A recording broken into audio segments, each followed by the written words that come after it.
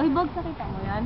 Ayan. So, para sa'yo, paano naging makabuluhan yung pagpunta natin dito sa Bacau? Lalong-lalo na yung pagpunta natin sa falls. Ayan, so, unang-una kasi, itong Bacau sa akin is, parang talagang maganda na sa pandinig. Kasi, nakapunta ako dito isang beses, naghatid lang. So, hanggang labas lang, hindi ako nakapasok.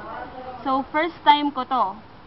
Then, yon sa paglalakbayin natin dito, madami akong nakitang magagandang view, magagandang, parang nadagdag sa kaalaman ko na, itong Bacau na to is, hindi lang siya simpleng lugar na kung saan tinitirhan siya ng Aita or Igorot. So, tapos nakamit din tayo ng iba't ibang uri ng tao. May kulot, may straight. Ayan. So, sa paglalakbay natin dito sa papuntang falls, Ay, napakahirap. saan mo ito maihahalin tulad?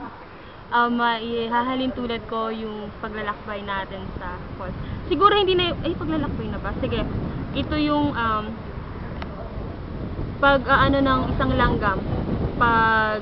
Hard work ng isang langgam. Kasi sige, kilos lang sila ng kilos hanggang sa makuha nila yung tinatanim nila. Kasi 'di ba, habang nagtatanim sila ng pagod, habang nagtatanim sila ng habang nag-iipon sila ng mga pagkain, habang kahit pagod na sila, alam nila na worth it 'yun kasi magagamit nila.